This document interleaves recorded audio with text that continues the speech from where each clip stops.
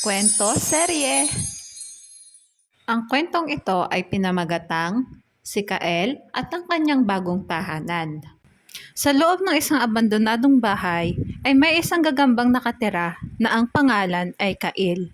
Matagal na siya rito at sagana siya sa pagkain dahil maraming lamok at iba pang maliliit na insekto. Ngunit isang araw, may isang lalaking dumating upang linisin ang bahay.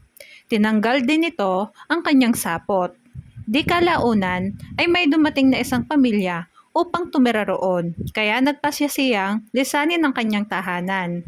Sa labas ay nakita niya si Baboy at agad niya itong tinanong kung maaari ba siyang magsapot sa kanyang koral.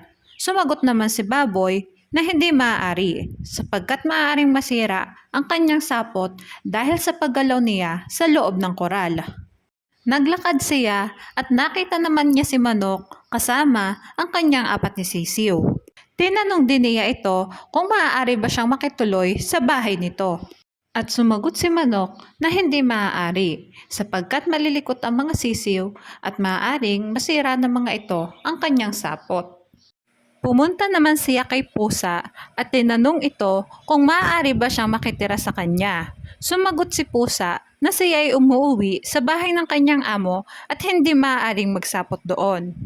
Inabutan na si Kael ng tanghaling tapat kaya naman init na siya habang humahanap ng bagong tahanan. Sumilong siya sa lilim ng puno nang maisipan niyang doon na lang magsapot. Tamang-tama lamang doon, lalo na kapag mainit ang panahon o kaya naman ay umuulan. Ngunit napansin niya na may nakatirang ibon doon, kaya naman umakyat siya ng puno upang humingi ng pahintulot sa ibon upang doon siya manirahan. Pagkakita agad niya dito, ay agad niyang tinanong kung maaari ba siyang magsapot sa kanyang tinitirahang puno.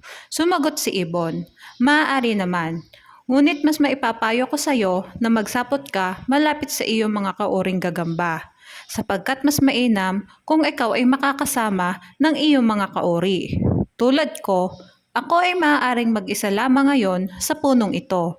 Ngunit kapag ako'y lumilipad, kasama ko ang aking mga kauri. Kung gusto mong makahanap ng mga kauri mo, tumawid ka sa ilog doon. At sa kabila ng tulay na bato ay makikita mo ang iyong mga kauri.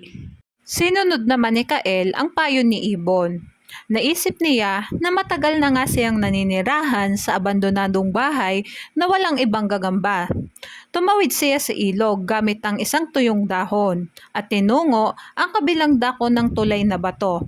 At doon, natagpuan niya ang kanyang mga kauri. At kalaunan, nabuhay siya ng masaya at maayos kasama ang mga ito. Salamat po sa pakikinig at dito na po nagtatapos ang aking kwento.